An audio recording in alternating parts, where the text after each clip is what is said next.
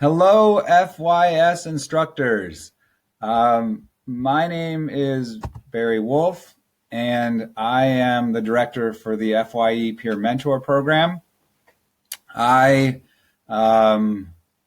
going to chat with you for a few minutes today through my computer about the mentor program.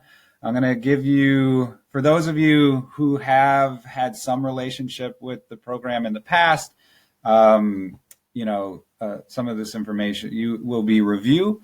For some of you who know less about the program, it will be some new stuff, but I will also provide some updates about kind of like where the program is currently, given kind of our unusual environment lately.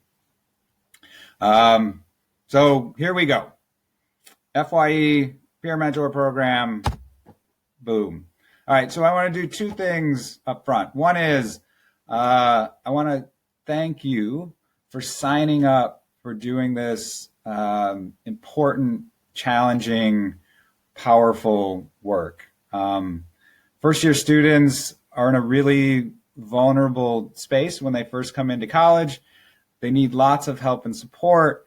I so appreciate you signing up to walk alongside them and help them out during this really critical time in their life.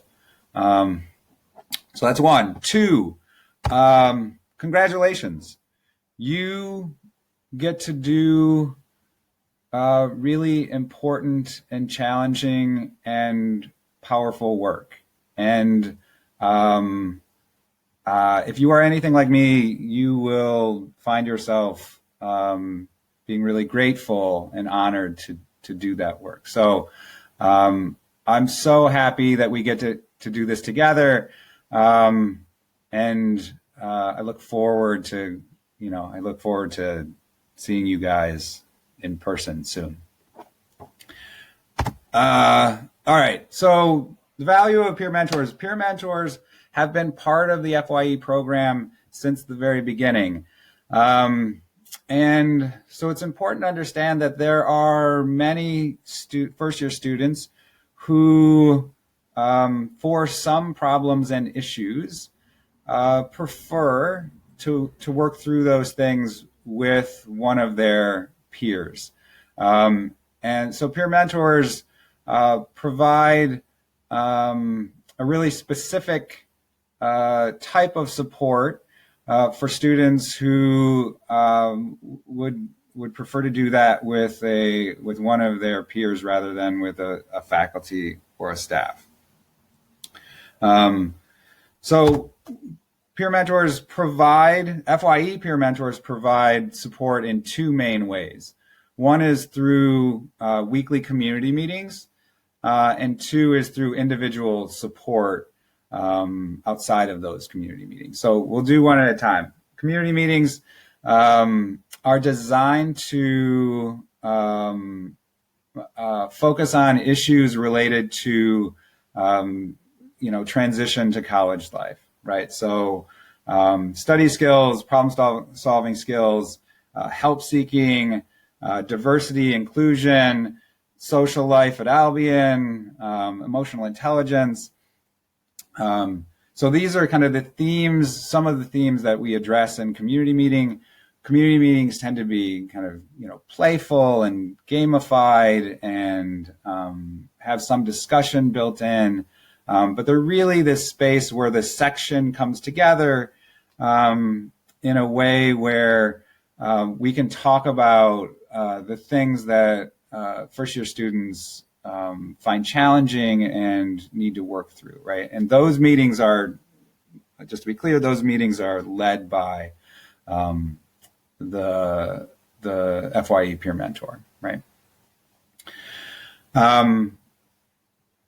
Historically, community meetings have met at the exact same time every week, so Thursdays 1 to 2, and they have met in classrooms. Those two things are going to change for this coming year. So our initial plan is that community meetings will, by and large, be held outside. So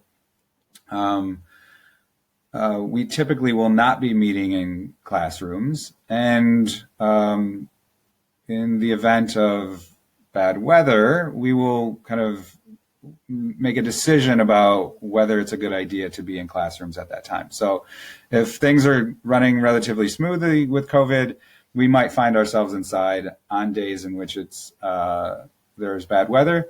But in days when, but if COVID is not running particularly well, or we're really struggling with it, like on those days, we might just call off community meeting, and the mentor might just check in with their students kind of individually. The other piece is that that piece about community meeting like once a week at the same time. So we will still meet once a week. Oh, and community meeting. So I know that FYS runs for this coming semester. FYS will only run the first 7 weeks, right, in Module A. Community meetings this coming semester will run all 14 weeks, right? So it'll run through Module A and Module B. So we're going to ask that you hold off on assigning a grade to your students until kind of like closer to the end of the semester, because they won't have finished kind of all of their community meetings until that time. And we're doing that because we feel like it would be helpful for the mentors to continue to walk alongside those students for those full 14 weeks rather than cut it off at the end of 7. So one is community meetings are going to go 14 weeks, but the time at which they're going to meet is on the surface a little confusing, right? So I'll give a brief explanation as to why it is and then what it is. So we have mentor meetings where all the mentors get together and prep for the community meeting. We have those every week, which are super helpful and super important for the mentors. With the new block schedule and the initial kind of information that I've received from athletics, the way things are playing out with schedules doesn't really allow for us to meet for our mentor meeting during the hours of 9 to 5 or after 5 or before 9 or on the weekends, right? So we have to use this common block that's on Thursdays for our mentor meeting, which means that we will have community meetings during the first module. We will have community meetings kind of all over the schedule. So we're going to figure out what community meeting time works best for each individual section and each individual mentor. So that being said, during the first 7 weeks, community meetings are not going to be held at the exact same time, or at least that's our initial plan right now. During the second 7 weeks, and we can do that because all first-year students are taking the same 2 courses during the first 7 weeks, and then the mentor is taking their 2 courses. So in theory, there should be open times at which those mentors can meet with their sections, right? And we're just going to have to find those individual times. When we move to the second module, when we move to the second 7 weeks, that thing's not going to be true. So first-year students are going to be taking courses all over the map, which means they're going to kind of fill up the times, the blocks. So we're not going to be able to kind of find individual times that work for everybody. So at that point, we're going to move to both community meeting and mentor meeting being held in the 2-hour block on Thursdays, which is not ideal. But at this point, it looks like the only times that we have available for both of those things. So I know that was a bit lengthy, But I just want to give you a heads up that things are going to be different regarding mentor meeting, regarding community meeting, where they're held, when they're held, things like that. And if things change, right, if the plan that I just told you shifts, then I'll give you updates about that thing. I think that's it for community meeting. And then individual support is relatively straightforward, right? Mentors are super available to their mentees outside of community meeting for general help and support regarding pretty much anything: academics, interpersonal issues, emotional stuff, personal stuff. So mentors, are clear that they're not kind of licensed counselors, but they are really good at helping students problem solve and work through many issues, and then during the times at which issues are kind of too severe, too complex, mentors are really good at kind of referring students to appropriate resources. So those are the two main kind of ways in which mentors help first-year students. Speaking of community meeting, I just want to give a friendly reminder. So when I first stepped into this position, maybe 5-6 years ago, there was inconsistency regarding what faculty members or what FYS instructors did with community meeting. Like, did they assign points for it? Did they require it? Did they not require it? And that created a lot of problems in terms of the ways in which students viewed community meeting.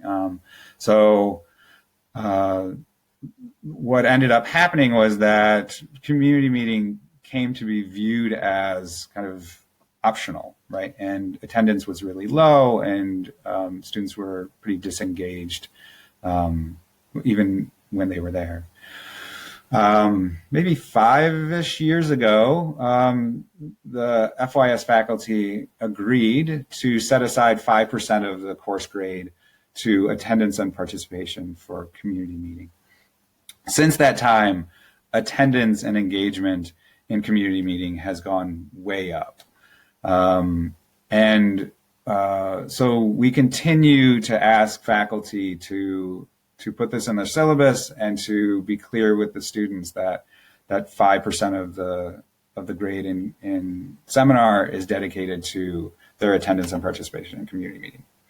And I really appreciate you guys doing that for us. It makes the mentor's job so much easier, and it's just super helpful for the first year students.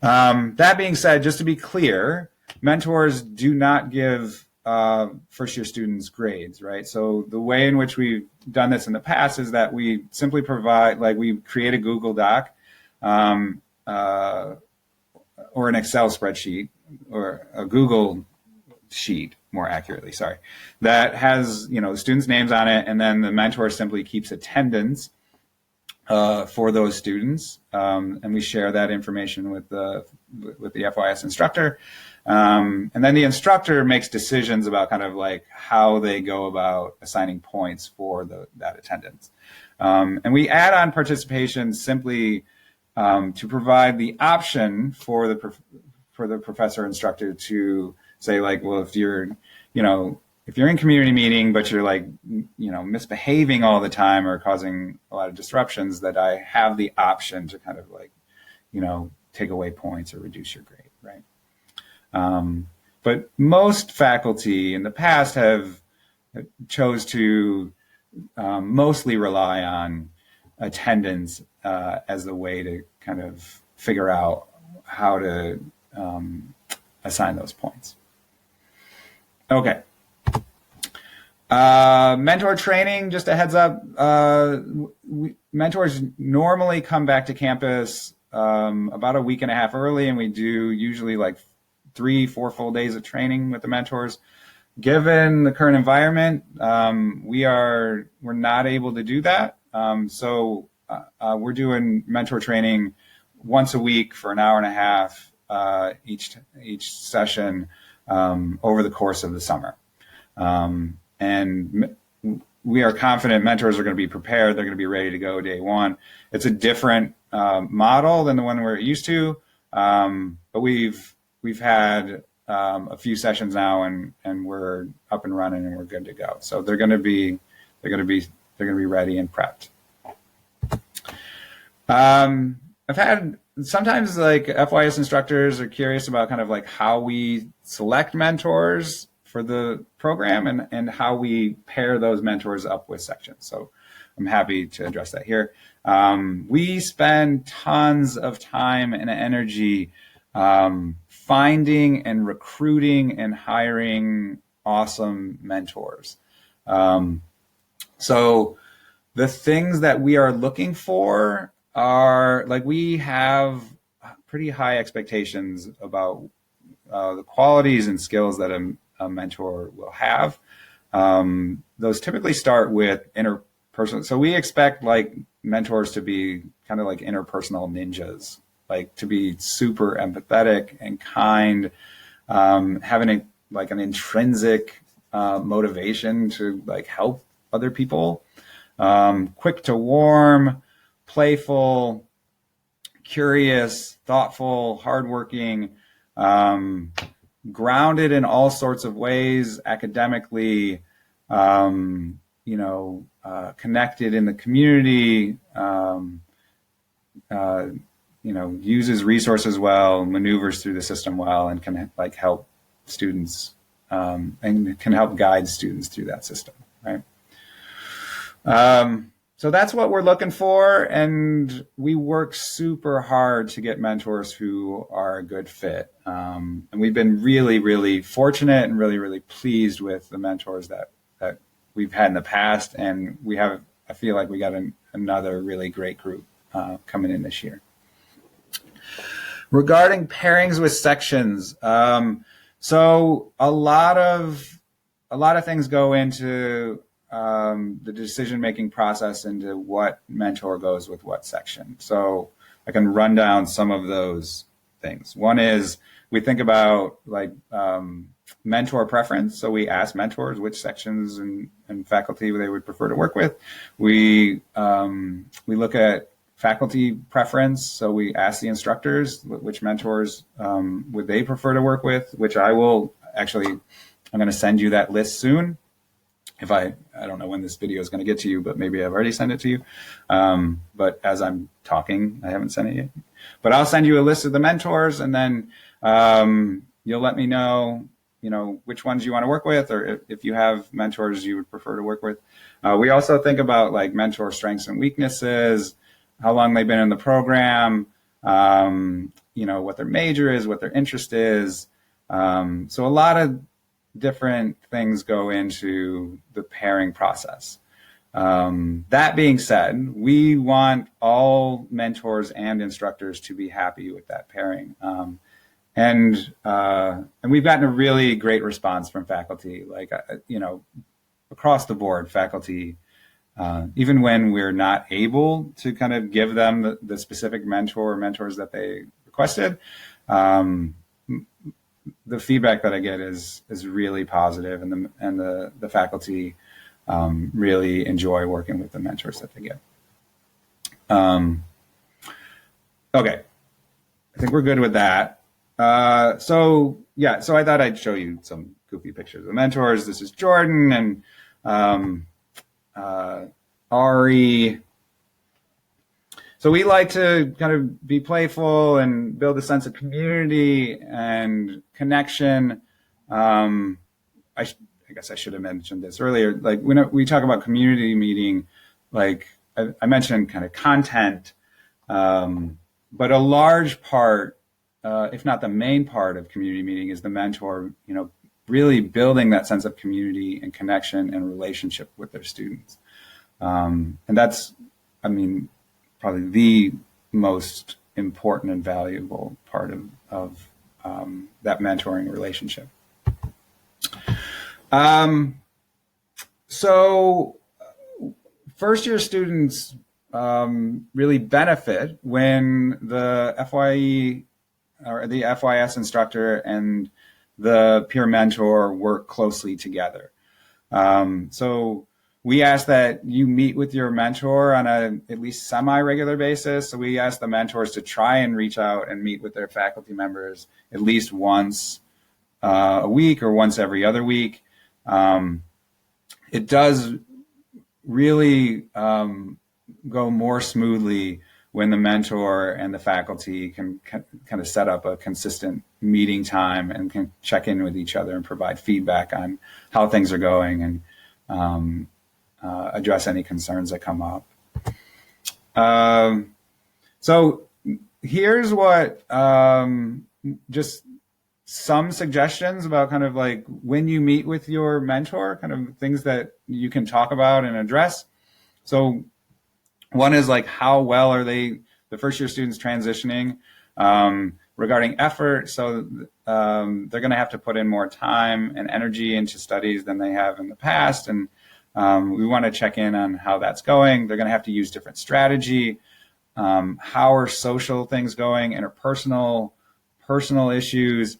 It would be helpful for you guys to check in with your mentor about all of these things regarding, you know, what's going on with these things in your students.